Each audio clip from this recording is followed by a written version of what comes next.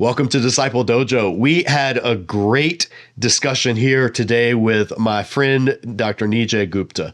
Nijay has a new book out called Strange Religion. I would hold up a copy, but it's on my Kindle, on my iPad, which is in the other room. Anyway, I'll put a graphic up here somewhere on the screen so you can see. I just read the book about a week ago when I was over in India, and it was a perfectly fitting book to read while I was in India for reasons that we get into in our discussion. On my way back from India, however, in the plane ride home, I picked up some kind of flu, congested, sinusy, bleh. And so I've been kind of knocked out for the past couple of days, but the show must go on. And I had scheduled to have this interview with Nijay, and I didn't want to miss it because I was excited to talk to him about his book. So just know I'm wearing glasses because my eyes are watery and scratchy, and I'm a little bit congested. My voice is a little creaky, and just bear with us. We got through the discussion. I did have to go blow my nose a couple of times, but I'm just, elephant in the room. Let's just point it out right up front so that you can do what I hope you do, which is to focus on what Nijay is talking about in this discussion, because that's what matters. And that's why we have awesome scholars and authors like Nijay here as guests at the dojo. So if you appreciate these type of episodes that we do, if you appreciate our study Bible reviews or our biblical teaching videos, any of the things that we have here at the channel, then one of the best ways that you can show that appreciation is by subscribing and clicking the notifications icon when you do that. Really, I can't emphasize enough. It just helps us to continue to grow this channel and get Disciple Dojo content in front of more viewers here on YouTube. So go ahead and do that if you haven't already. And other than that, no more talking from me. Let's get into it. Our discussion with my good friend, my former Gordon Conwell colleague and renowned New Testament scholar, Dr. Nijay Gupta.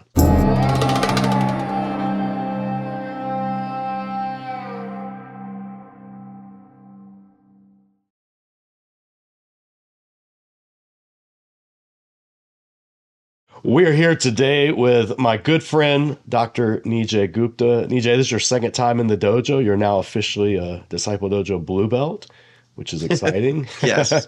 It's good to have you, man. You got a book that just came out. Give us the title and the 10-second elevator pitch. Yeah, the book is Strange Religion, How the First Christians Were Weird, Dangerous, and Compelling. The long and short of it is too often today, Christianity in America is seen as so normal, it's sickening in the sense that many of the people, I live in Portland, Oregon, and many people around me have the impression that Christianity just amplifies the worst of society, sexism, racism, elitism, classism, all of that, narcissism. And my day job is I'm a New Testament scholar. When I read the New Testament, I read about the early Christians.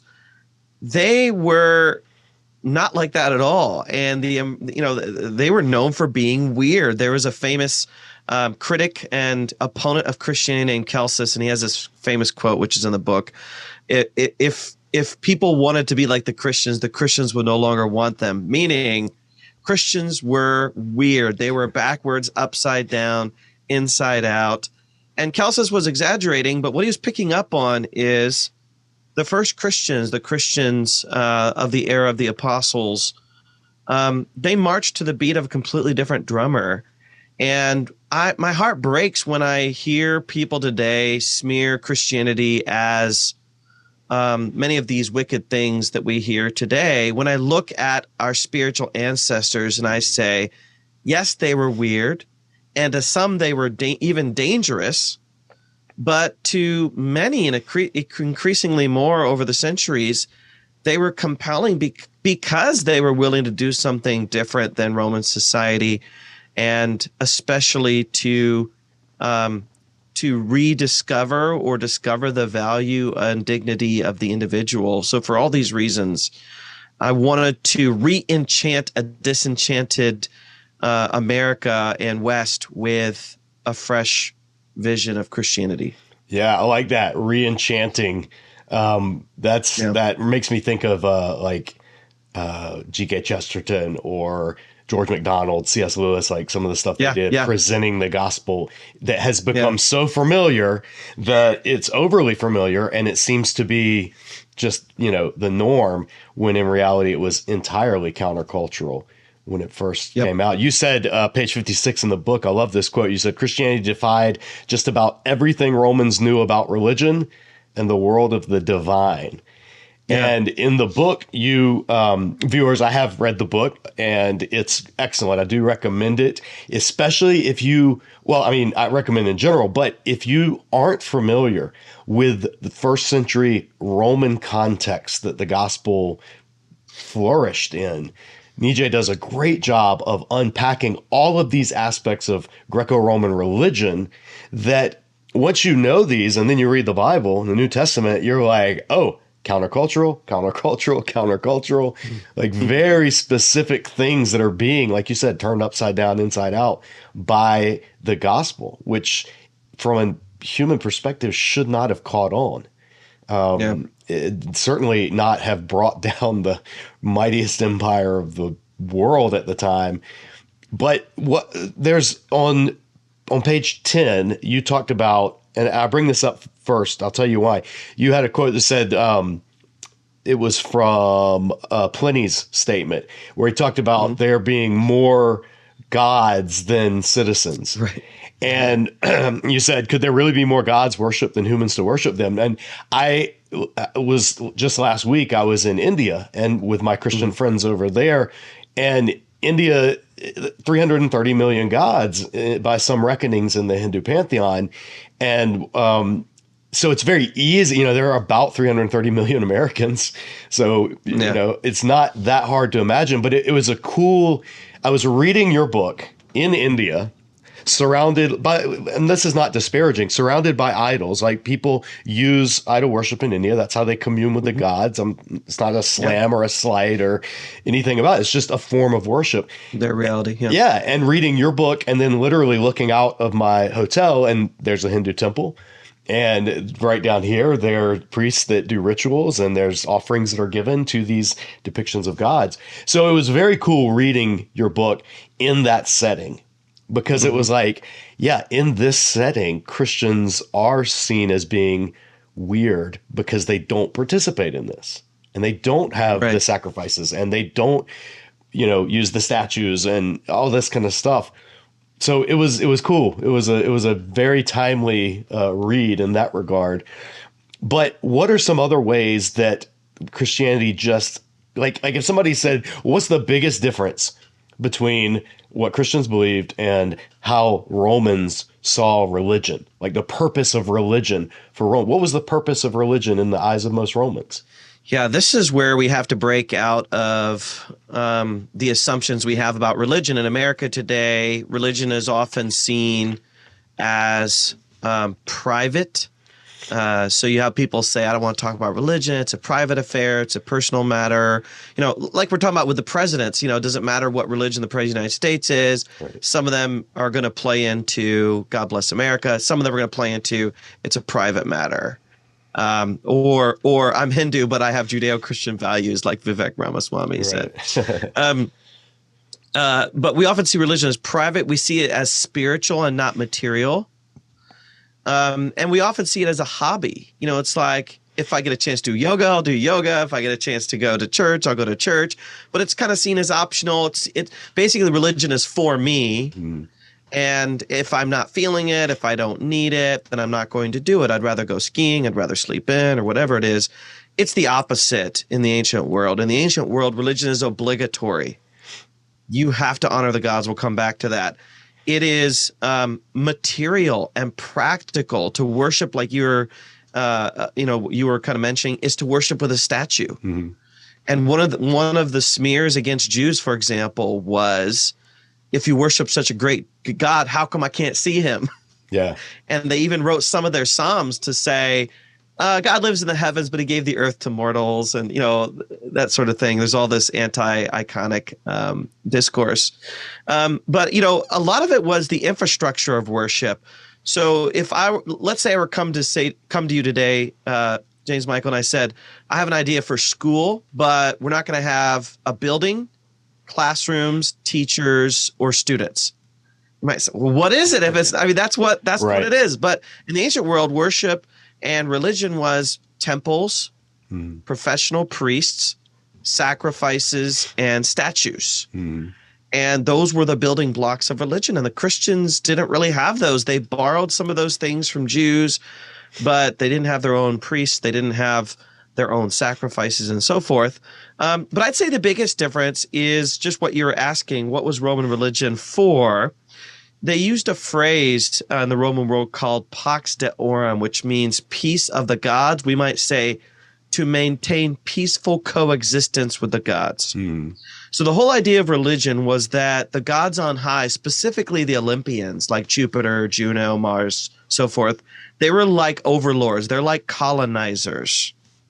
And then the people, the subjects of Rome, are like, they're like subjects or slaves or citizens.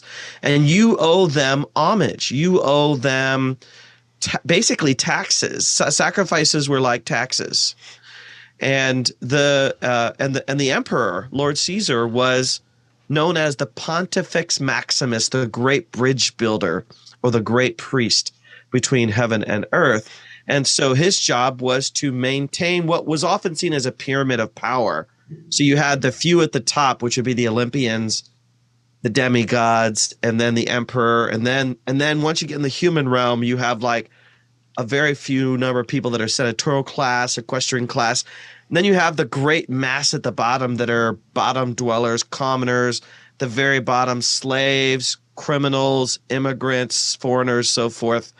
And basically society was built on keeping that pyramid intact. And so the gods, you paid homage to them to, number one, keep them happy and content and far away. You didn't want to be close to your God.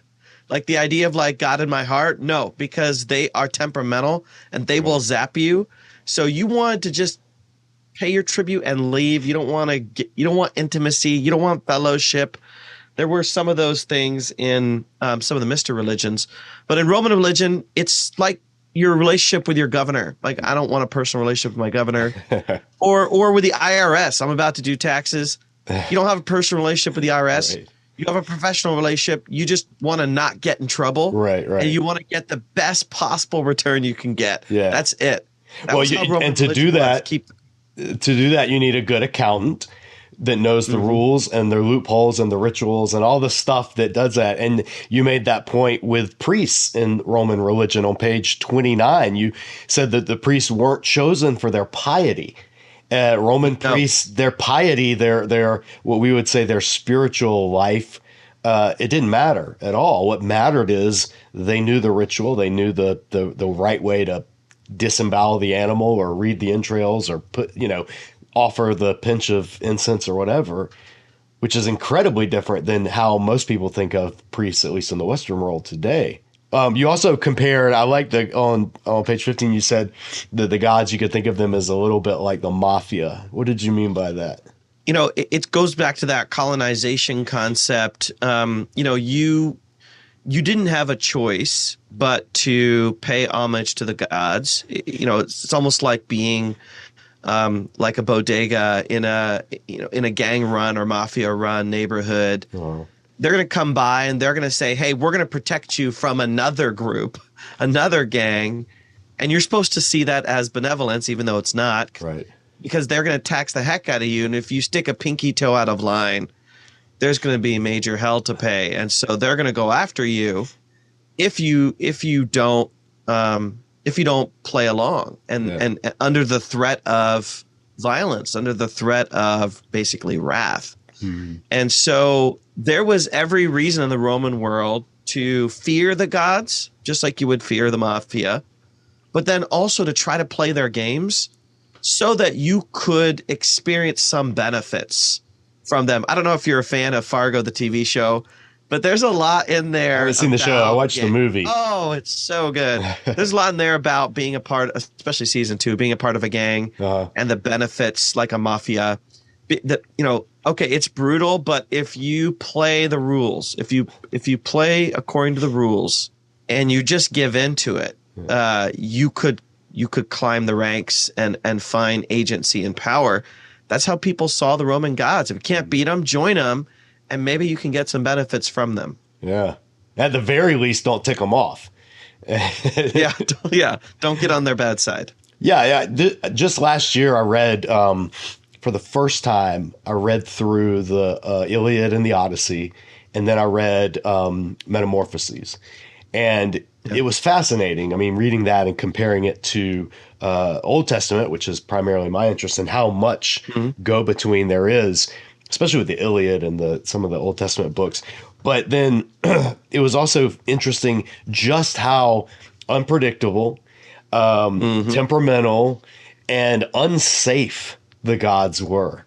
And how you really did. I mean, every time you turn around in Iliad and Odyssey, they're like offering bulls and all these sacrifices, just hoping that the gods will take notice and give them what they want. And see Christianity coming into that would just be a complete, like, what did you compared it to? There were a couple of, what I liked about the book. You had a lot of good analogies. And I think that's one thing that helps people wrap their minds around what could easily be these philosophical or theological scholarly discussions when you just give them something to anchor. You talked about the moving from a landline to a cell phone. And that was one example. And I want to let you unpack that a little bit. And the other was, going from glasses to contacts to laser eye surgery, and just the difference that it made. Tell me a little bit about those analogies in particular and what you meant by that.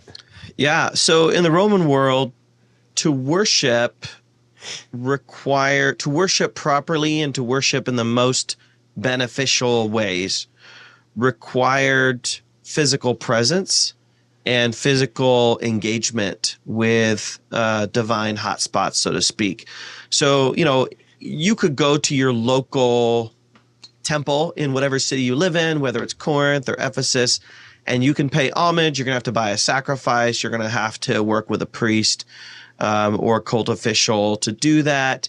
But you had to go somewhere. I remember just reminding myself of that watching the show Stranger Things, which is, I broke my foot a few years ago and I was stuck doing nothing for a long time. So I binged like 3 seasons of Stranger Things. Right. Never watched Stranger Things in the dark, by the way.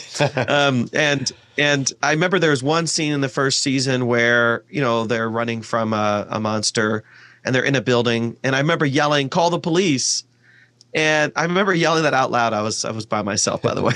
I remember yelling at the TV, "Call the police." And then it struck me, okay, this is the 80s and they don't have cell phones. They can't call the police. They'd have to get to somewhere with a phone. Right. They're just running through hallways in a building they'd never been in before. So at night where everything was locked. And it just struck me how I could just pull out my phone and call the police anytime, anywhere.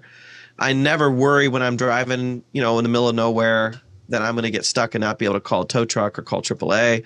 Right. And I think this was a lot like that for the early Christians because you didn't have to go anywhere to worship God. Right.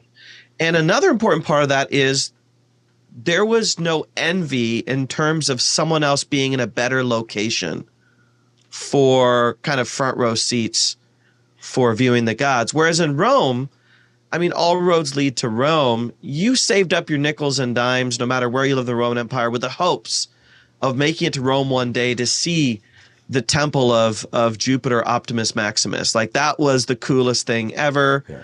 To maybe catch a glimpse of the Vestal Virgins at work, to, just be near where the action was. And yeah, you had your own temple in your own city, but it's the difference of watching your local football team versus going to the Super Bowl. And the Christians, this is important. The Christians didn't have a Super Bowl. Yeah. Because they didn't have, this is really fascinating to me, and you'll appreciate this as an Old Testament expert. Even though Christians, for the first few decades of their faith, had the Jerusalem temple, and there was the sense that there was some respectability for the temple, like Paul going to the temple to pay his respects. Paul's our earliest Christian writer that we have on record. he never mentions that Christians should go on pilgrimage anywhere. This is incredible because this would be extremely common in all varieties of ancient religion, whether it's Jewish religion, Roman religion, mystery religions, whatever it was, you went on pilgrimage to sacred hotspots. Yeah. And Christians don't have that at all because the Spirit is in you and because Christ is among you. Nobody is at a locational disadvantage. That is incredibly weird. Yeah. And probably to some really refreshing, because if you were a slave or if you were a bottom dweller, you never had any hopes of making it anywhere special, to see anything special go on. And to say God is with you is something we take for granted, but would mean everything to the least of these. Yeah. I think about even Jesus' encounter with the Samaritan woman, like that's one of the things she wanted to know was which mountain is the right one to worship on. And when he says that, he just drops it like, time's coming when it's not going to matter. Where that is revolutionary, especially for people, for a first century Jew with the temple standing. And that's something that I think gets overlooked sometimes. And also you see that how it wasn't long until Christians started got sucked back into that, because there are today Christian pilgrimage. I mean, I've been to the Holy Land a couple of times. Yeah, people will go, and some of the rituals, especially in more Catholic regions, where it's like these things that you have to do, and there's just relics. Relics. That's a great example. Going to see the pinky bone of, Bartholomew, the whatever. Like it's just the wild. skull of Thomas Aquinas. Yeah. There's so many. It shows. I think it shows the universal tendency that exists within religious temperament to be like, well, I gotta go somewhere. I've got to, if I'm here, I can be closer to God. And even, Christians won't admit it. Good Christians won't admit it doctrinally, but so many, even when they talk about going to the Holy Land, like being where Jesus was. I think it's amazing. I think Christians should visit the Holy Land because of how educational experience it is, and meeting the people that live there, and seeing what my Palestinian Christian friends call the living stones instead of just the ancient stones. And all of that is great, but I don't think it brings you 1 millimeter closer to God. But yet there's that innate tendency, like we got to do something. You see it everywhere in religion. And the early Christians, you don't ever see pilgrimages commanded. I wonder when when the earliest, probably let that be a future book. When I'm not started. Really well educated in this, but it's got to be post Constantine, because for sure. That's when you start building buildings, fancy buildings, and then medieval period, and you get to Luther, and Luther says he strongly criticizes the material infrastructure of the Christianity of his time. Yeah. I remember my guide one time, I took a small group over to the Holy Land, and when my guide and I were sitting and kind of planning out the activities, he's like, he usually does big groups of Christians from like Indonesia and the Philippines, all these places. And so he was like, so we can go to, this church. And I was like, time out. We don't really want to go to any churches. I was like, we really want to see the land and the places where the things happen, but don't take us to any spots that are venerated. If we're going to prioritize what we're going to see, let's prioritize, this other stuff. Historical geography. Yeah. And it was it was like, for a minute, it didn't compute to him. And then he finally figured out like what I meant. And he, and we had a great tour and saw some really cool stuff, but it was just so funny. He's like, I lead these groups all the time, and I can say, this is the step where Saint so-and-so, walk, and then everybody will be taking pictures of it. And I was like, we don't care about any of that. Interesting. Well, you made a great point, and this touches on the work of two of our mutual friends, Carmen Imes and Richard Middleton, have both written extensively about the image of God. And there's a point you made in the book. It was page 39, and then you talked about it again on page 104. But people who didn't have cult statues were just considered as not having gods. And you talked about Christians considered as godless because they literally did not have gods that they could carry around.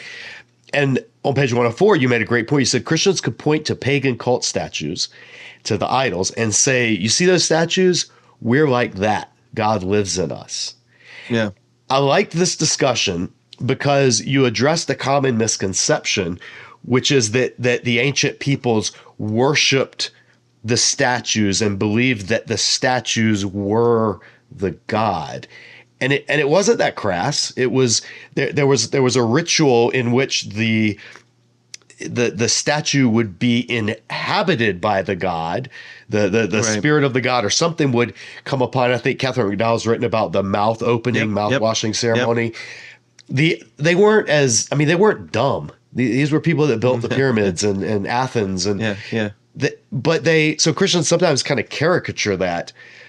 But it was what they believed. I like how you said what they believed about the statues. Christians say that's us because, we are created in the image, the tselem of God. So give me a way that somebody who's not familiar, like with any of the ancient background, can understand that point you're making and why it matters. Like, what is the connection between Christians and pagan idols? Because it sounds blasphemous. Sure. If we just say it like that, we're the idols of God. Yeah. Unpack that just a little bit for viewers, because I loved that part. Yeah. Well, the Greek word icon, where we get the word icon, is their word for image, and that would be it wouldn't be the most common word in the Greco-Roman world for image, as in statue, but it was a term that they used. And the idea was, there's a scholar named Nigel Spivey who refers to Greco-Roman cult statues as bionic statues. I love that because the concept was, like, just as you said, okay, the Roman knows that, Felix down the road made that statue. Like, they know that someone crafted it out of stone. They know that, like, it gets chipped or, like, birds poop on it. Like, they get all that. At the same time, they have this sense that these objects can be imbued with divine prerogatives or characteristics. And so I almost like to use the concept of like an avatar. So if you take the movie Avatar, you have the real human laying in like a special bed. Right. And then they're kind of exported into this other being. And I think that's in many ways how the Greeks and Romans looked at their statues. They knew the statue was a statue, but they also believed that it could make the god present somehow. Mm-hmm.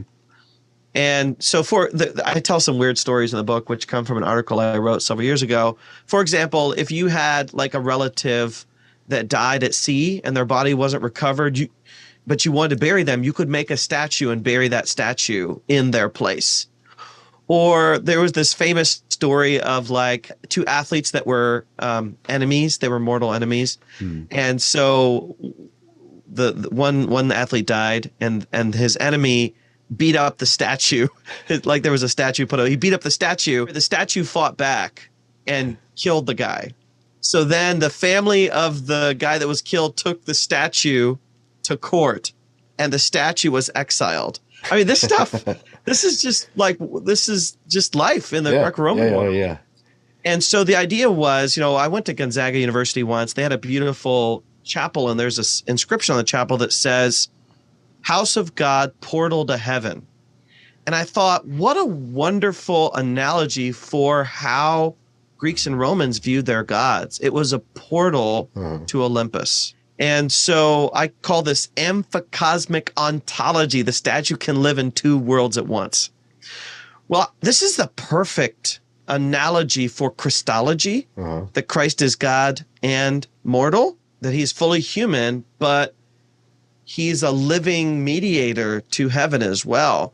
And once Christ ascends and we have the Spirit, then through the Spirit, we exist in two realms at once as well. We exist in the divine realm, and we exist in the heavenly, in the human realm. And so, for example, in Ephesians, Paul talks about you're giving every gift in the spiritual heavens and so forth. What does it mean to be the image of God in that way? Christ is in heaven. We are the body of Christ. We are meant to conform to the image of the Son, according to Romans.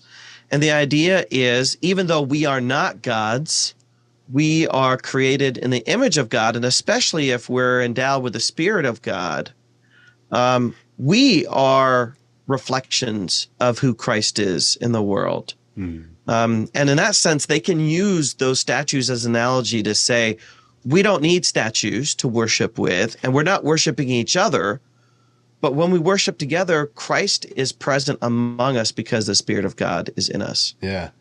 It's a cool concept that really it'll have ramifications on how we read the Bible. I mean, everything from Garden of Eden and man and woman being placed in the garden using almost the exact description of how statues in the ancient Near East were placed in gardens by the palace and after the ceremonies, all the way to, I think, is it Colossians? Jesus is the icon, the image of the invisible God. Yep. Colossians 1. Yeah, it's everywhere. And it doesn't always get presented in a way that makes it click and that people can be like, oh, yeah, that makes sense. So I loved the fact, like that whole discussion I thought was great. I hope people, Dojo viewers, read the book and you'll see the Roman world and Roman religion is way weirder in some ways than we thought, and way more normal, like everyday, like modern concerns than we thought. I had Ken Birding on a while back to talk about Paul's thorn in the flesh, and he talked about some of the rituals and the curse spells and the basically like Roman voodoo dolls and all this kind of stuff that was just a normal everyday thing. But then the purpose was just what people use modern religious practices for, which is to get something from the gods, to let something be done that I want done. Let me ask you about, there were a couple of concepts I wanted to be sure to touch on, but one that's important is Roman magic practices. And I'm just saying Roman, but this could apply to any culture that believes in practices magic. And how is that different than Christian concepts of prayer and asking God to do healing. something? Now, before you answer that, I got to blow my nose because I'm so congested and I don't want to do that on the air. So I will cut all this out smoothly, but give me like 5 seconds. I don't think you want to see this. Do what you got to do. So magic. Talk to me about magic, because a common complaint or charge that, especially like modern, like, the online wiki skeptics, I call them, atheist bros that are like, oh, you believe in magical sky daddy, and, or they'll talk about zombie Jesus, or all these just foolish caricatures of what Christians believe. Sure. But underneath that is a very legitimate concern. Like, how does Christian prayer and the belief in God doing stuff, how does that differ from magic? Yeah, we have to start with what magic is. So magic might not be the right word because we think of like David Blaine or Houdini. Right. So I almost tend to prefer to talk about sorcery because that's closer to the concept. My family, we just watched again the movie Aladdin, the cartoon movie Aladdin, and just reminded of that was that kind of world where you have sorcerers. Jafar's a sorcerer, and that reflects very much the Greco-Roman world where I don't think we realize the degree to which Roman politics was dependent upon what we think of as magic or sorcery. So, for example, Rome depended on a whole set of classes of priests doing different things, some for to go into war, to help kind of settle treaties and things. But there was a specific group that were just involved in divination. They were involved in reading the signs of the heavens to see whether there were favorable signs for the empire, if they're going to go against another nation or if they're going to sign a treaty, that sort of thing. So there were some that would interpret patterns of bird flight. There were some that would cut open an animal and read its entrails like we might read tea leaves in a kind of modern psychic, palm reading kind of place. But in terms of like everyday sorcery, it was so common. It's almost like going to the gas station today and how common it is to see like lottery scratch offs. Mm-hmm.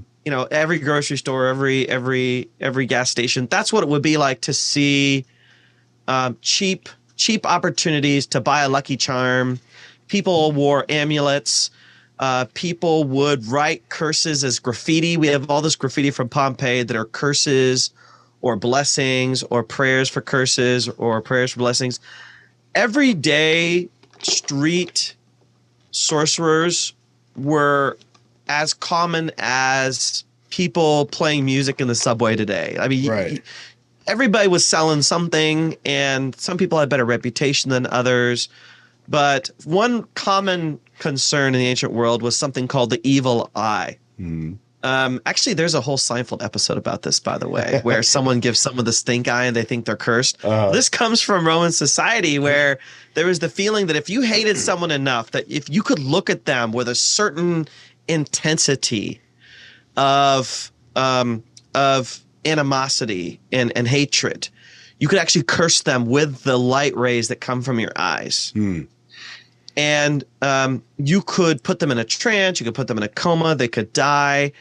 And so I even put into my book this picture, someone warning people, hey, don't go to the bathroom here in public, because someone could see you and then curse you with the evil eye. So go to the bathroom somewhere in private. So it's kind of a funny way of saying, don't engage in public. Yeah, that was a great image in the book, is the crapping fresco.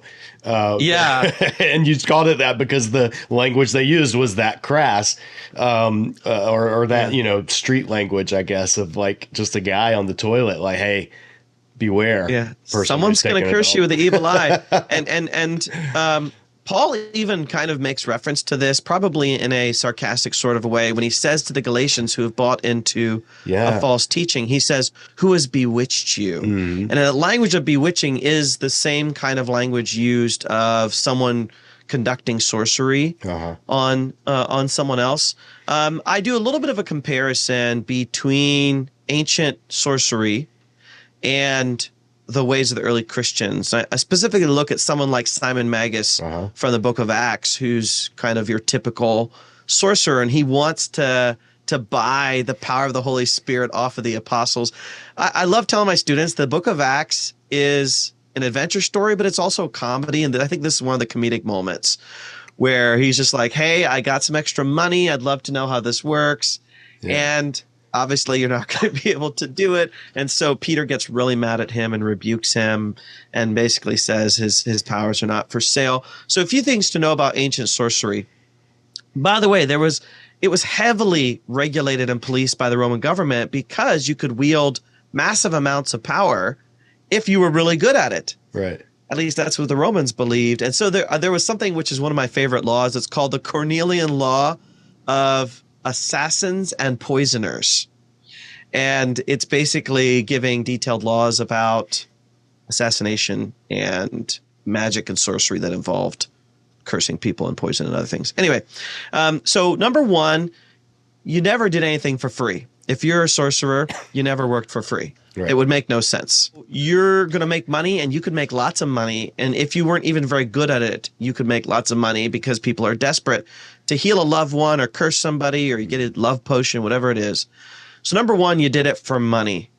Number two, it was often negative. You often were engaging in harming people. The number of magic spells of cursing far outweigh the number of magic spells for blessing. Shocking. Number three,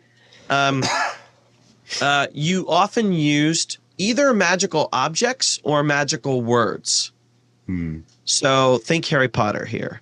So you're going to use amulets. You're going to use, not necessarily wands, but you're going to use all kinds of objects imbued with magic powers. Think about Horcruxes there. How about that?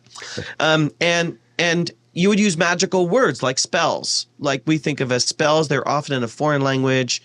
They were sometimes gibberish, things like that. So if you take now the early Christians, Jesus and the early Christians, some things are really noticeable. First of all, everyone engaged in supernatural contact. Let's put it that way.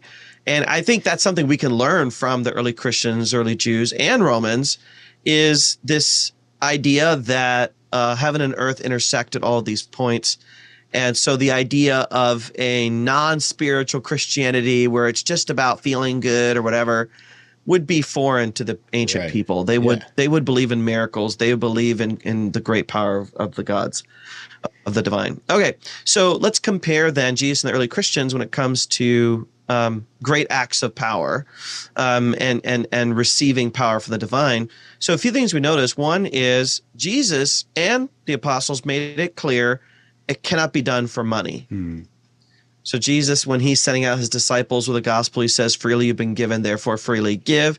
And then you have Peter in the very beginning of the book of Acts, where he sees a person who wants healed. He says, silver and gold I have not, but what I have I give to you. Get up and be healed, so forth.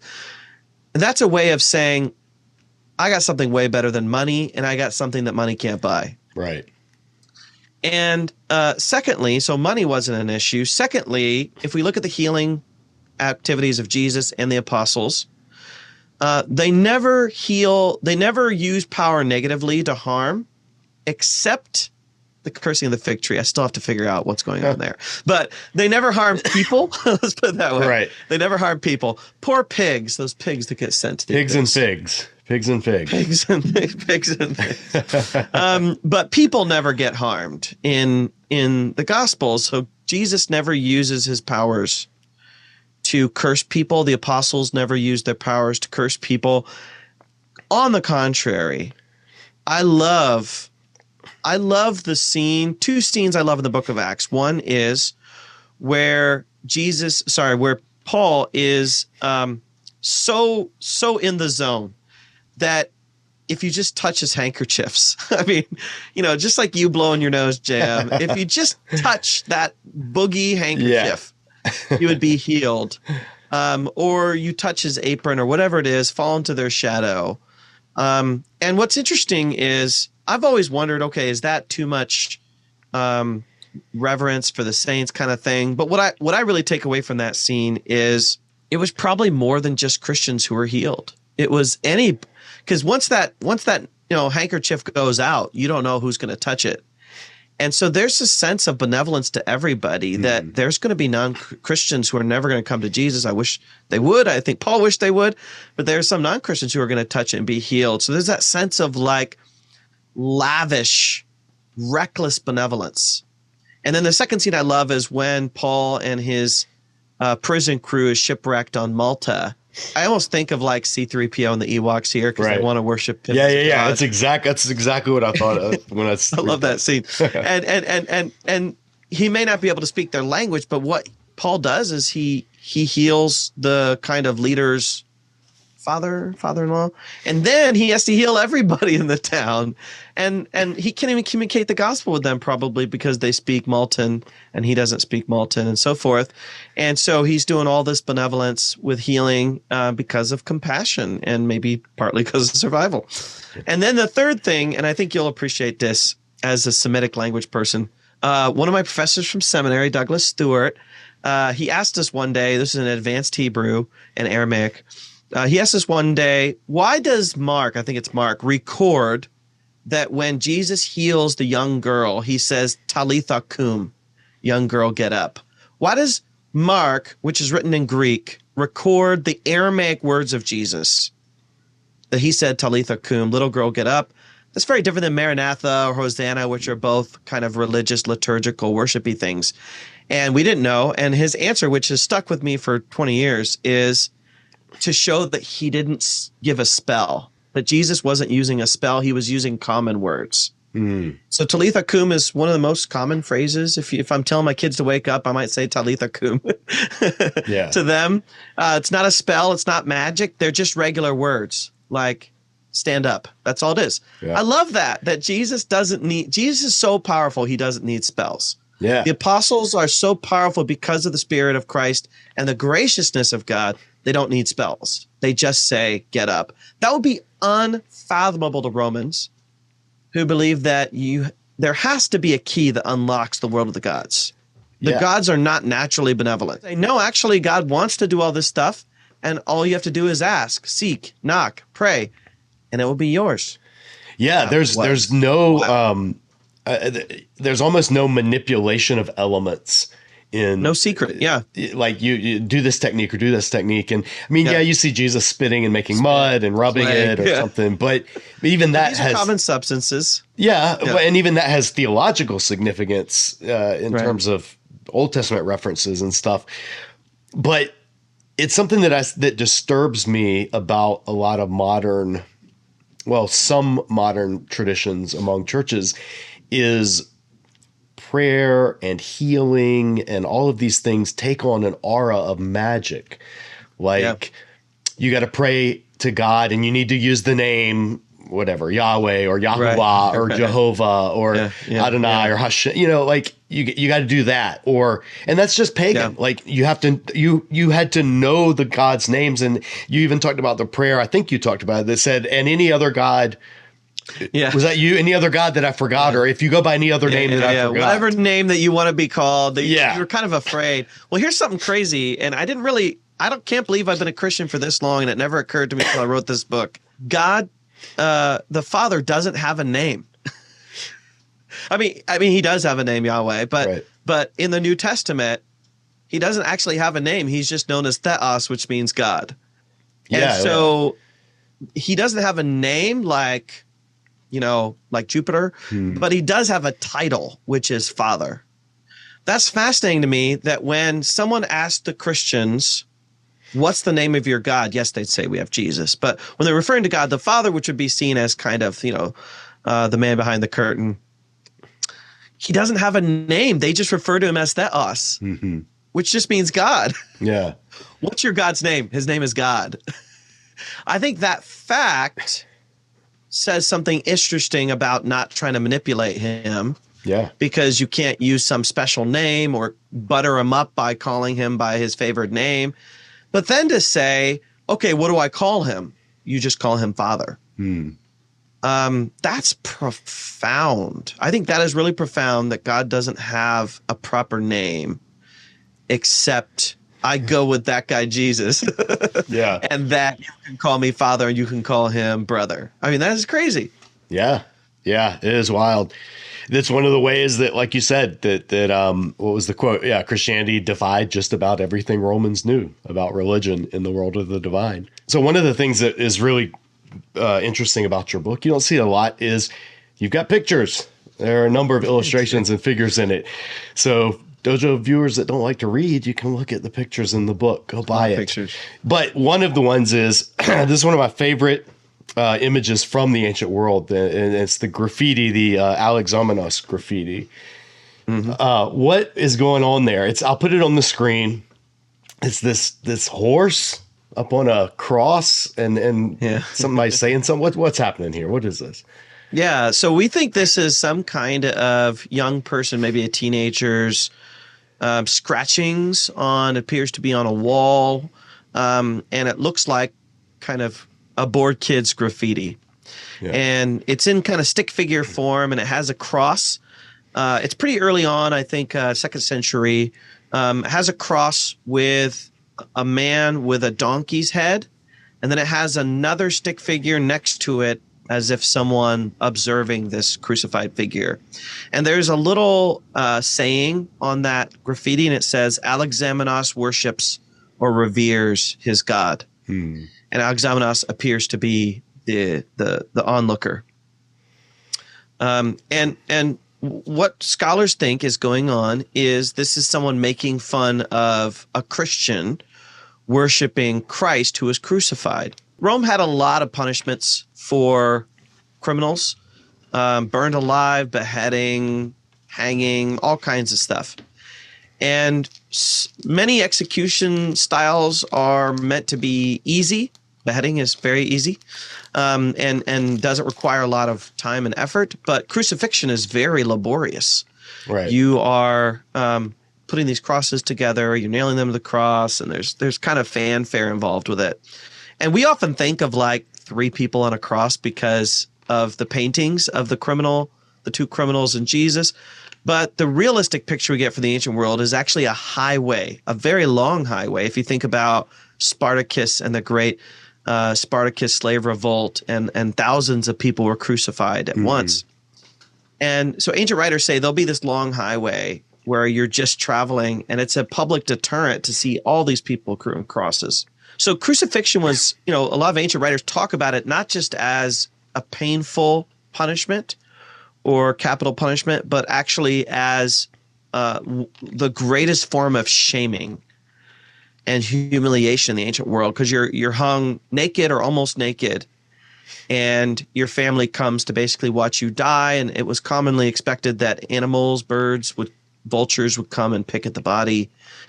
You see the person in great pain trying to stay alive, even though they're going to find it very difficult, and they'd break their legs and all of that. And so the idea was, once you're crucified, there's no coming back from that. Your family can't really come back from that. It's sort of like a scarlet letter on your family. And then to revere someone like that, and the way the New Testament portrays is really interesting, because whether it's the Gospels or the Book of Acts or Paul's letters, Jesus basically accepts the path to crucifixion. He talks about taking up your cross.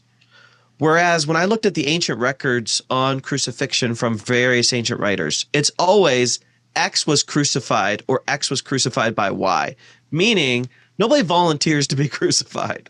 Yeah. Nobody signs up for that, and you avoid it at all costs. So this graffiti represents the common notion of the populace that you can't put the word God and cross in the same sentence, let alone the same person.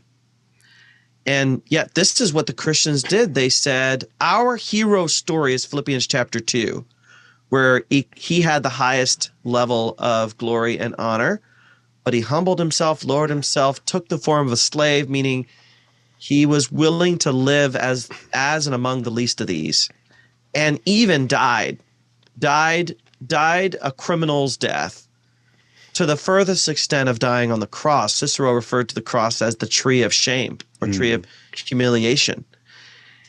And that should be the end of the story. That should be the end of the hymn. Oh, well, but it goes on. Therefore, God super exalted him and gave him the name above every name. And that would make no sense. That's like saying 2 + 2 = -10. Like it makes no mathematical sense in the Roman economy. Or in the Jewish economy either. I mean, cursed is anyone who's hung on a tree. Like it's a perfect convergence of shame in both traditions, Roman world and the Hebrew world. And it's like that. And so the gospel itself is it's scandalous. It's foolishness. It just, like you said, doesn't compute. It doesn't make sense. And so you could see some little schoolboy writing graffiti of his hated classmate or his rival, like, oh yeah, this is a god you worship, drawing a little donkey head on it. And I mean, it would have been endless mockery. And we can't appreciate that today, because crucifixes are everywhere. Crosses are fashion statements. There's no way we can fully put ourselves back in that mindset, I don't think. Yeah, it's Christians identifying themselves with the lowliest in society, and to some degree the worst in society, because Jesus is hanging between two. And we translate that thieves. I don't know if you've ever looked in this world, but late days, brigands. Yeah, you don't crucify thieves. Like they didn't like steal a pack of gum from the 7-Eleven. Like they were another term for this is insurrectionists. Insurrectionists, or we might say terrorists. Right. Terrorists would be, they would be, native terrorists, but that would be a better, they were the worst of the worst criminals. And for Christians to say, I love when Hebrews says he despised the shame of the cross. You should be despising the cross, but Jesus despised the shame of the cross, saying he's willing to endure any any public mockery in order to accomplish what God the Father wants to accomplish. Yeah. I mean, that takes a completely different constitution. Yeah, it turns us on its head. That's a great phrase, despising the shame. It's one of those many instances where the gospel, flips things upside down. And again, for familiarity, we don't even think anything about it because we've probably heard that sermon or heard that verse read so many times. But just how ironic and jarring that statement that would have been. And I think I heard somewhere, I don't know which scholar, I remember reading this from, maybe N.T. Wright or, but they said that crucifixion was, it was one of those things you didn't speak of it in polite society. Like It was, you don't bring that up at the dinner party when ladies are present or when, high society, like we don't talk about that. Like just the heaps and heaps and heaps of shame that, again, we can't picture today because it's become ubiquitous. Yeah, we found ancient evidence that they would say, go get yourself crucified, the way we would say, the F word. Yeah. And so obviously, it's not something that it's crass. It's crass to even use the word. And I've been studying Greek for 25 years, and so when you read a language enough, you start to get certain emotional vibes. Mm-hmm. And I get kind of the hair standing on the back of my neck when I read the Greek word stauros, right, or staurao, which means to the cross or crucify. I experience that kind of ickiness of just seeing the word.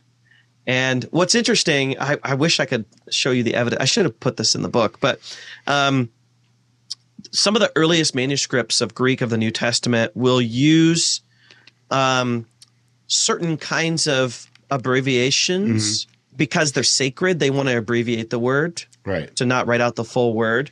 And they use that for God. They use that for Christ. They sometimes use it for Son of God.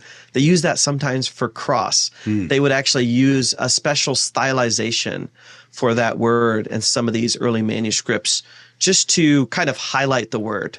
Yeah. And they basically took something that was a mark of shame and they turned it around into a mark of honor. Mm-hmm. Yeah, the ultimate act of how people say we're taking it back. Like we're taking back this derogatory label. Like the Christians, exactly. That's the most successful take it back campaign in human history for sure. Yes. Yeah. Well, let me ask you about. There were a couple of things you mentioned, and you didn't spend a lot of time on these in the book. And the only reason I want to ask you is because these pop up in popular conversations. One is Saturnalia. You talked a little bit about that. And Saturnalia mostly pops up around Christmas time when anti-Christmas Christians are trying to convince you that Christmas is pagan. Holiday. But what just for people that don't know, you don't have to go in depth, but what is Saturnalia, or what was Saturnalia? Yeah, Saturn is the god of the sun, and Romans believed in this mythical ancient golden age, long, long ago, sort of when the earth was cooling. They believed that there was this golden age where you just frolicked in fields and you held hands and there was no crime and there was no poverty and everything was just really wonderful. And so Rome had this holiday that happened at Christmas time. It was obviously before Christmas because it's before Christianity, but it was a celebration. Rome had lots of holidays, lots of festivals. Yeah. They were always taking break from work to party. So they had like 2 or 3, sometimes 4 a month. And you'd take off several days. You'd be drinking. You would be partying, all the stuff. So Saturnalia was the biggest bash of the year. So think combining Halloween, the absurdity of Halloween, with the parting of Mardi Gras, with the patriotism of July 4th, with the gift giving of Christmas. Like, think about awesome. It was awesome. And it kept growing. It'd go from like 2 days to 3 days to 4 days to 5 days till it was over a week. And so it really it seems like it had 2 purposes other than to worship Saturn. One was to experience a sort of free society where everybody was equal. And so they would basically strip away the hierarchy of culture. So slaves could could put on like a costume that looked like they were elites, and they could like tell off their masters. And sometimes masters would let their slaves eat at their table during Saturnalia. It was the only time of the year you're allowed to put up public mockery of the emperor or the senators. You could kind of, say, the emperor's an idiot or whatever. You had no rules about gambling. Children could gamble. Women could gamble. I mean, it was just complete frivolity. Yeah. And even some like statesmen just didn't like it, so they go off and like stay in a cabin for a week because they just didn't like. They didn't want to hear the mockery. Yeah, it'd be like living in New Orleans, during Mardi Gras, and just being like, I'm gonna go like somewhere else for the week. And so number one was just this frivolity, just absurdity. In fact, one ancient writer talks about turning the world upside down, which kind of is a play on this early Christian idea. But Saturnalia goes way back in Roman history. Secondly, though, and a lot of modern Roman historians have mentioned this, it was actually seen practically as a way to give slaves and the lower class something to look forward to during the year. Like, you would be beaten regularly if you were a slave. You'd be treated like dirt. But you knew for those few precious days a year, you got to live like kings, eat fancy food. Like, this was your chance to shine. But this was often seen as a deterrent for slave revolts. Like, if you felt like your slaves were getting antsy, you'd say, maybe we'll start Saturnalia a few hours early, or maybe we'll order a great feast for Saturnalia. The idea was, hey, okay. But some scholars have said this was a reminder that even though it was fun, it was complete chaos, and you can't actually live that way. Right. So an analog we have is. I don't know if you're a Hunger Games fan. Are you one of these Hunger Games people? I've read the book through one time, but I never saw the movies but I have read all the books through.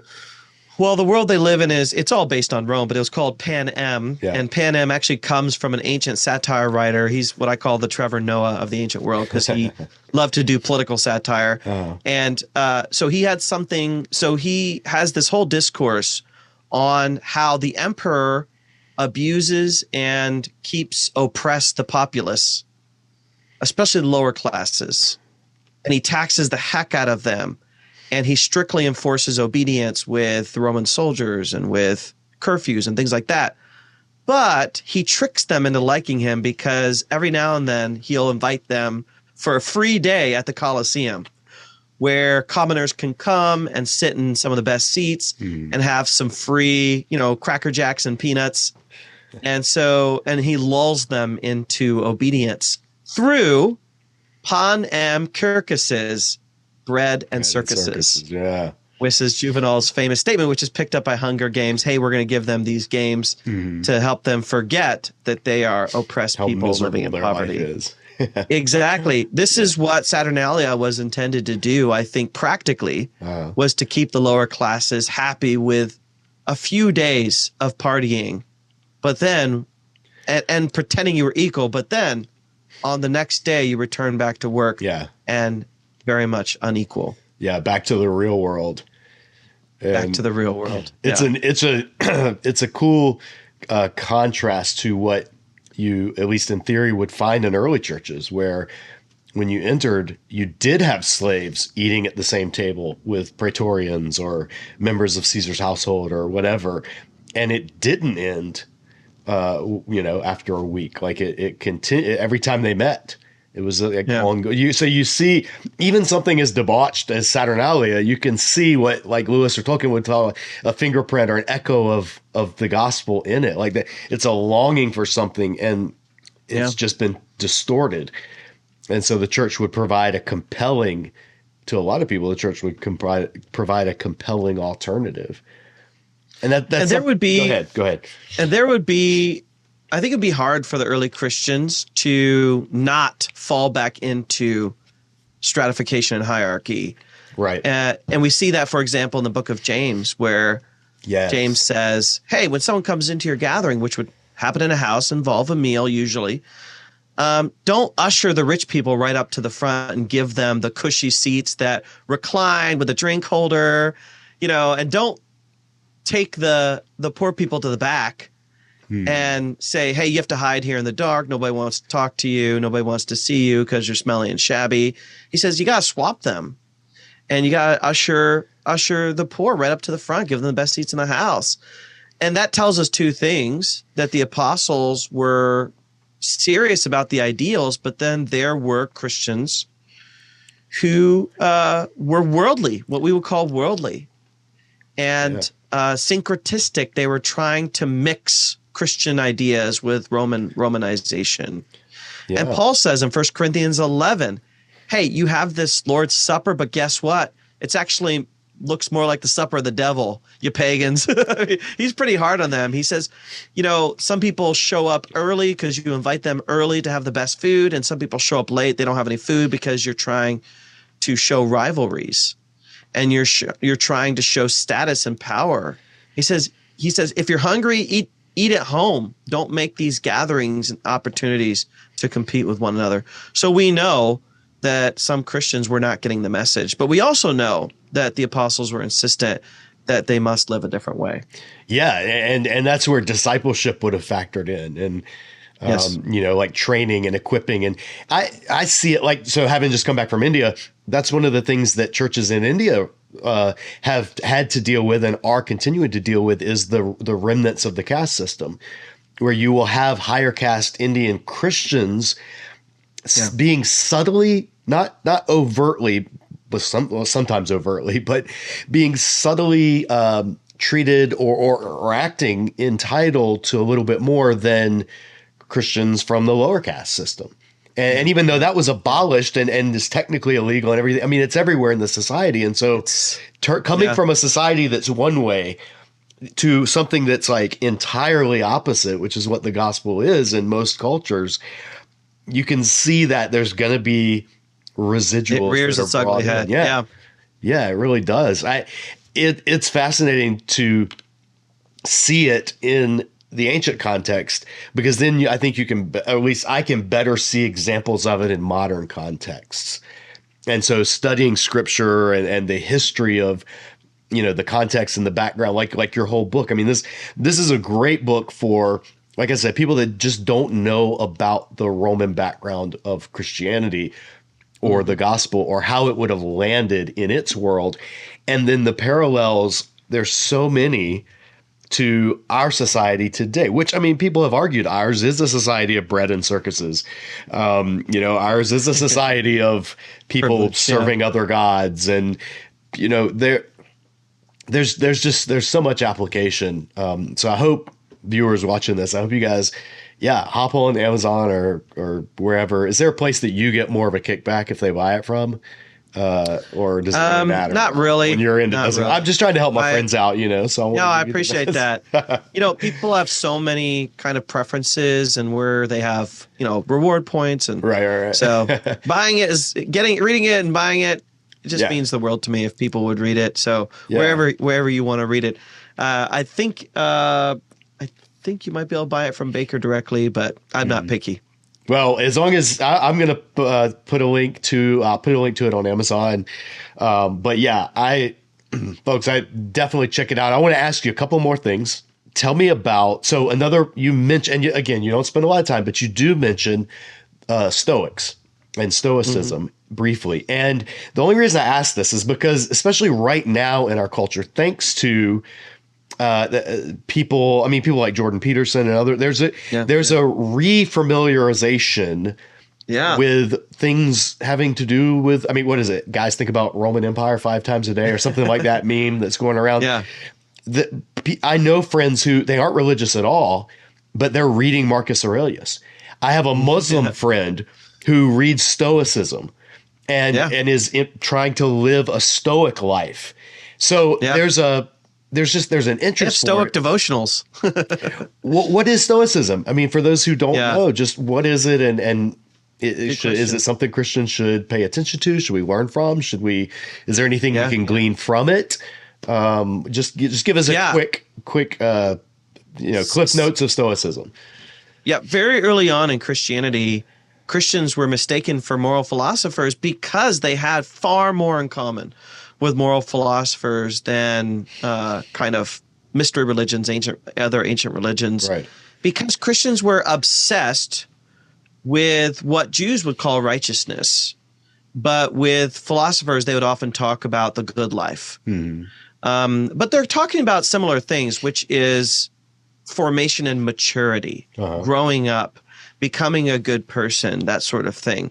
And what moral philosophers, and Stoics were really popular, what moral philosophers were often talking about was how to live with goodness and integrity. So two things are really key for the Stoics. One is imitation of the gods. The idea that the most important thing with life isn't power, isn't wealth, but actually achieving a certain status or level of goodness.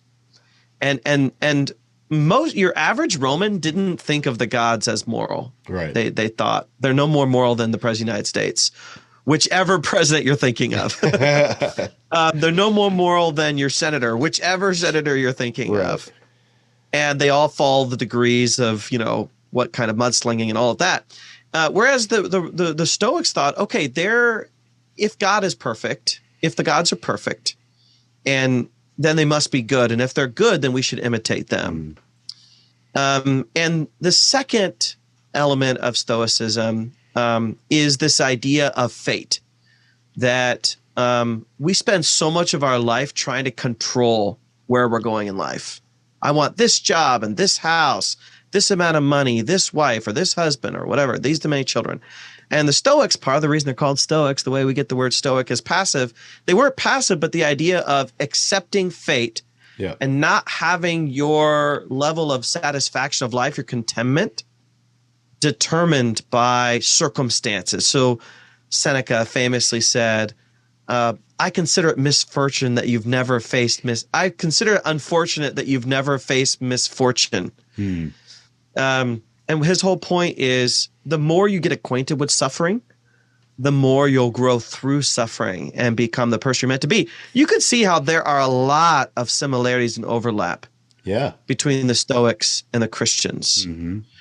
Differences would be, they still had some conceptions of class. They would still, generally speaking, believe in Romanization, things like looking down on the cross, looking down on the lower class, that sort of thing.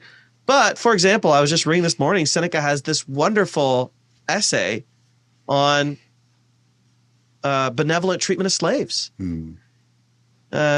And his whole point is we need to treat slaves more like family than as property. And you're going, how could a Roman have ever said this? He's not a Christian. He's not Jewish. How could he have ever said this?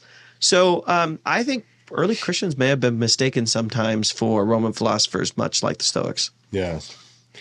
It's one of those things that, again, I think you can find echoes of common grace. Like you can see that every C.S. Lewis, he said, in math, there's one right answer and an infinite number of wrong answers.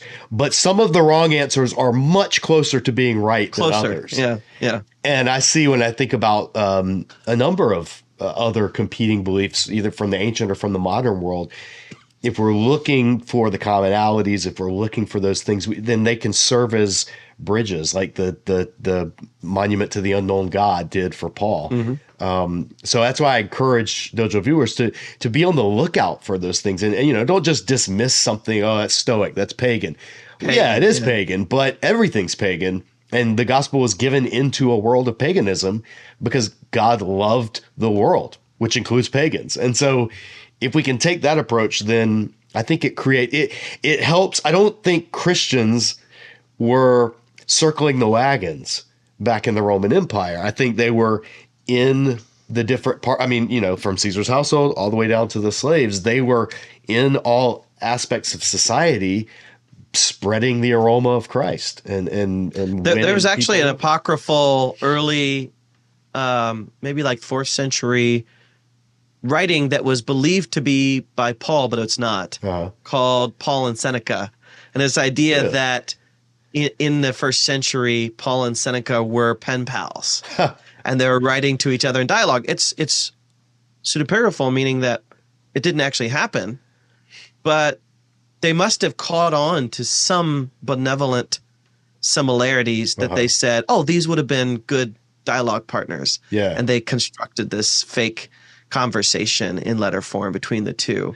That's pretty cool. And I think that's actually. just what you're saying. There should be these public conversations that take place where you can give credit where credit's due. Like, I like that philosophy. I like that idea, without saying that's true and right or fully true and right, that sort of thing. Yeah. Yeah. That's something that it would be, it shows that the gospel, people who follow the gospel are not threatened by other belief systems. We're not threatened by competing ideologies.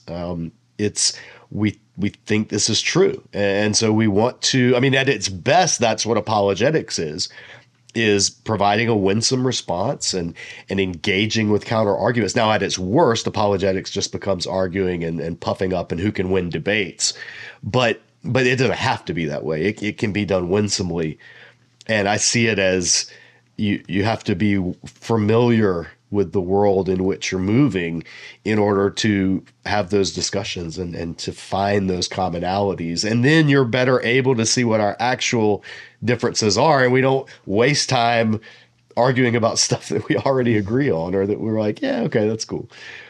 So let me ask you one more. You mentioned on page 137, you talked about household leadership and the concept of the head of the household and leader of the household and churches meeting in a household and the church as a family. What should viewers know about that concept that may make a difference in how they read scripture? Yeah, I'm actually going to be giving a talk on this later this week. So the Roman world was highly competitive. I mean, as soon as you stepped out your door, you were on the lookout on how to tear someone else down so that you could make yourself look better. We have lots of accounts of, for example, someone coming through town and giving a public philosophy talk. And when other philosophers in the city hear this is going on, they come into the crowds and try to mock and jeer and heckle so that they can tear the person down. And so whether it's war or whether it's work or whether it's politics, mudslinging was exceptionally common, except within the family. Within the confines of the family, it was viewed as kind of out of order and improper to tear down your brother or sister or family member, because you wanted to grow the honor of your family. And the sibling relationship, the brother especially relationship, was seen as the strongest family connection in the Roman world, the strongest connection of any kind. And so for Christians to call each other brother and sister, adelphoi, was a way of talking about this intrafamilial assembly that was really unique and intimate and even equal. And so the idea of, like we were saying earlier, having a meal and treating each other like family was sending a signal of grace and benevolence and equality. Scholars say that when Paul used the language Philadelphia, which is the city of brotherly love, but it specifically means love for brothers and sisters, he was the first person in Greek history to use that term as a metaphor for non-biological people. So before that, you talked about love for your actual family. Right. And Paul is applying this to anyone that shares that brotherhood, sisterhood in Christ. And nobody had done that before Paul that we know of? Nobody had done that before Paul. And this applied whether you were a slave, whether you were a foreigner, whether you were a barbarian, a Scythian, right? This applied to you. And that's just one of the ways that they were bringing down those walls of privilege. Yeah. You talk about the holy kiss, and I think we get all weird thinking about this. It would be similar to, I think, like like a hug today, Right. maybe a side hug in our post-COVID world. Maybe it's like a nice, warm side hug. But Yeah. it was a gesture of intimacy. Think about, I don't know what kind of churches you've been in, but think about those few times that I've had in church where we hold hands as a church, whether it's like Christmas or whatever. Yeah. That feeling of touching someone's hand is a little bit scary, what germs they have, and this is awkward.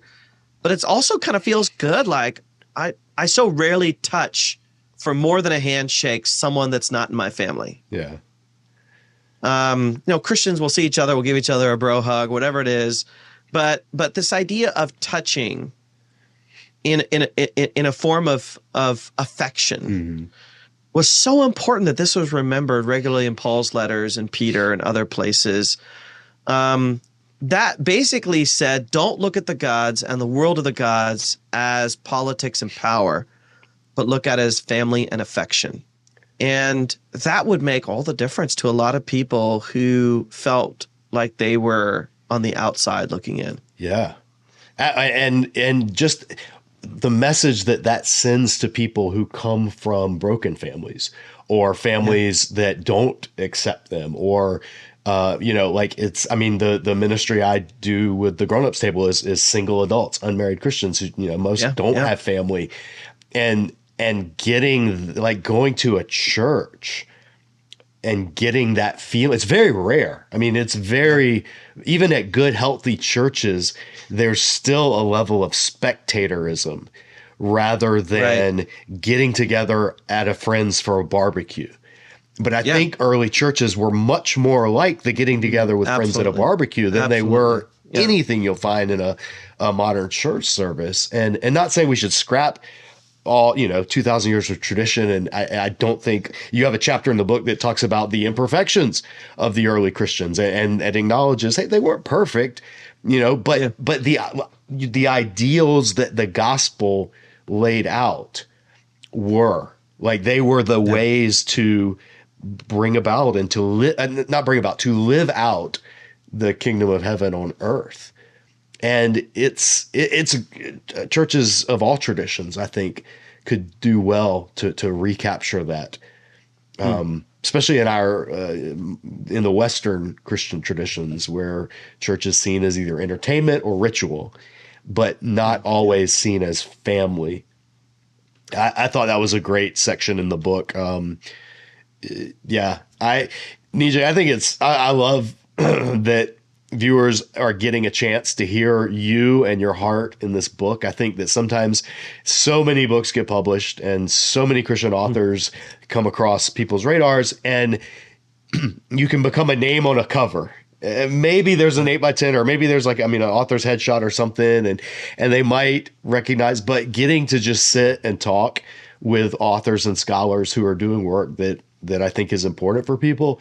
It's one of my favorite things about running this channel. And so I'm happy for you. When Tell Her Story came out, was happy to help get the word out for that. I'm happy to help get the word out for Strange Religion. I think it's a great book. And I recommend if anybody reads it, go read it in India or in other contexts where you're surrounded by a lot of the practices, if you want it to hit home, but you don't have to do that to read and enjoy the book. In fact, most of you won't. Right. It's a great book, and I'm excited. Now, I wanted to ask you, you signed a contract for another book about Tell Her Story. You said this on your social media. That's the only reason I'm throwing this out there. I'm not breaking any news. But for people that did watch our previous discussion and have appreciated Tell Her Story, what's coming down the road? Yeah. I hadn't thought originally I was going to do another book on women because I spent so much, covered so much ground, even though it was a short book. But you're feminist scholar Nijay Gupta. What do you? I am feminist scholar. Yes.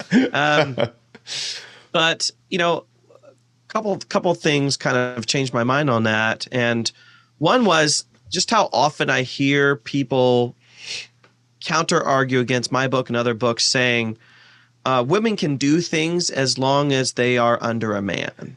I call it contingency. Their voice, their authority, their power is contingent. a male's voice is not contingent, but a female's voice is contingent.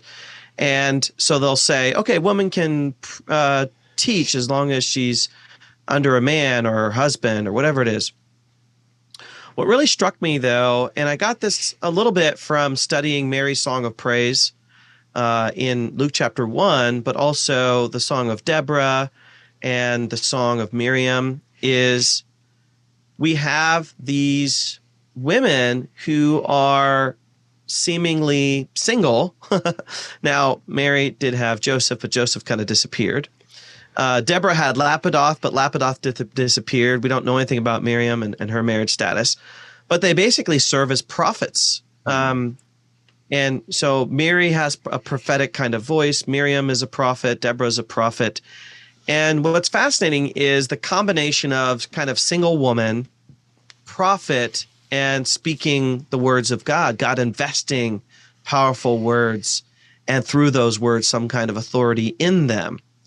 We don't have time to get into Dune and the Bene Gesserit, but there's some similarities there with the women of Dune, right, and the role they play as women of power through their prophecies, through their role. But anyway, so I thought, okay, this is interesting because God will call these women as prophets, and he will call them often independently. And he will, I started to do some investigation, and prophets wielded massive amounts of power in the ancient world, whether they're ancient Eastern prophets, Greek oracles like the Oracle of Delphi, prophets that consulted with emperors and kings and lords. And then in the Bible, throughout the Old Testament and New Testament, you have these prophets. I used to think, there's one or two prophets hanging around. There are sometimes hundreds of prophets. Right, yeah. And there's a whole chapter in Jeremiah dedicated to condemning false prophets. So these were they were some of the most powerful people in the ancient world. And a good number of them, not the majority, but a good number of them are women, and they operated outside of normal power structures. So I want to explore that in my book. It's tentatively titled God Spoke Through Her. Sort of saying, well, they don't need any authority but the authority of God. They don't need any backing but the backing of God. And this happens in Scripture, so why can't it happen now? That's the impetus behind it. That's what's driving what I want to look at. That's awesome. I think it's needed. And I'm always struck by when people have these, like you said, contingency models of how women can do ministry. Yeah. There are very few, if any, actual examples of women that do that in the Bible. They'll maybe point to Priscilla and Aquila. They'll maybe point to but even then, it's not. There's not the system that so many people try to shore up based on 2, maybe 3 verses in the New Testament. And so I think it's great that you're doing that. I want to ask you if you have time and if you want to take a stab at it, because I had shared when you were coming on, I shared on my Facebook, hey, viewers, what would you like to ask Nijay Gupta if you could? And there were some people that submitted questions. They were excited to hear about this upcoming book. But one had a really good question, and I wanted to throw it out at you and just get your response. It can be as short or as extended as you want.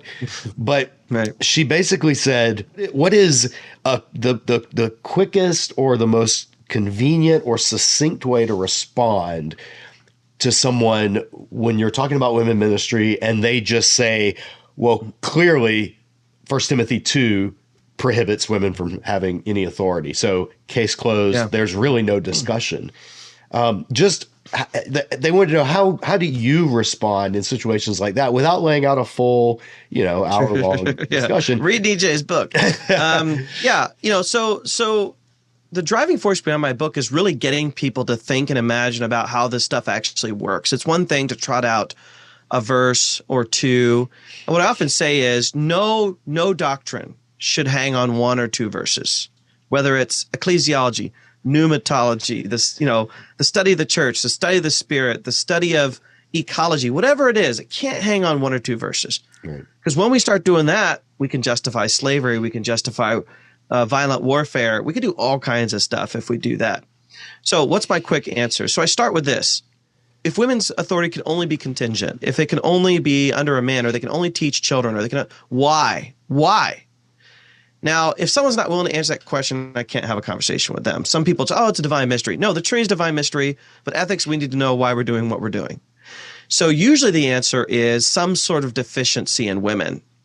Like 1 Timothy, oh, he wasn't deceived, she was deceived. I think he was deceived a little bit. So I think something is going on there. But she was deceived, she became and she needs to fall in line. So something to do with female deficiency. The problem with that is, go back to Deborah. She's living in what I call the zombie apocalypse of Israel. They are in Canaanite. They have, it's just shock and awe. They have no idea what's going on. Everyone's doing evil. No one's doing right in the eyes of the Lord. Mm-hmm. And God calls Deborah to be the singular leader of Israel. So she's mother over Israel. She's the spiritual leader. She's a prophet. She's the military leader. She sends Barak, into war. She goes into war, which is unusual. They sing a military victory. So if there's some deficiency in woman, that means that on any given day, a man is going to be better. Because it has to be all women, or else you wouldn't give a blanket prohibition, if that's a prohibition. You can't say some women, because you can also say some men, right? You can say some men are, they just don't have the chops. So you got to say all women have this deficiency. Otherwise, we wouldn't really be treating it as a blanket prohibition. So why would we ever have a Deborah if that were the case? You say, oh, she's an anomaly. But if you have one, then anyone can be Deborah. Anyone can be called by God to be Deborah. And then you say, are there evidence of intelligent women that are capable of, my wife's a pastor. Like this makes sense to me. Second thing I say is, if there's a deficiency in woman, some sort of deficiency, whatever it is, why would God put the most precious commodity he has, which is the Lord Jesus Christ, into the hands of Mary when God in his foresight knows that Joseph is going to disappear?